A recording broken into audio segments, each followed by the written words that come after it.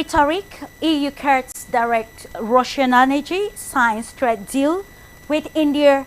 Are these signs of deglobalization or a new stance of globalization?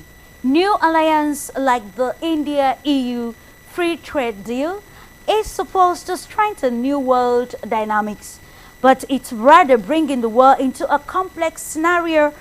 And we look at the importance of this scope given India's proximity with the Russian energy.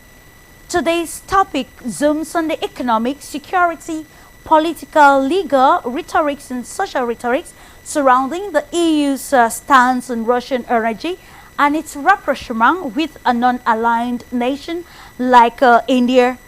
On paper, according to reports, Europe looks bold and united, phasing out Russian gas and oil, adopting new bans and penalties, and telling the world it is no longer financing Moscow's war. At the very same time, Brussels celebrates a historic trade agreement with India, opening markets for goods, services, and strategic sectors, including technology, green transition, and critical supply chains, framing New Delhi as a key like-minded partner in its economic and geopolitical reorientation.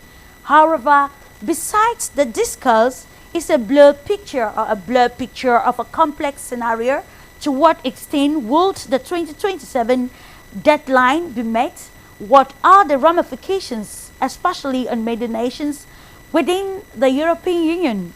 The ambiguity, sacrificing Europe for Ukraine. India buys, according to reports, cheap Russian crude, refines it, and can sell fuel into global markets, including back towards Europe through commercial channels, while deepening its own gains from both Moscow and Brussels. Small European countries, however, face massive legal and financial burdens as they scramble for alternative supplies at higher prices under new rules and timelines. And the big question remains, can the whole of Europe or the EU truly survive without Russian energy? And if so, who will pay the real cost?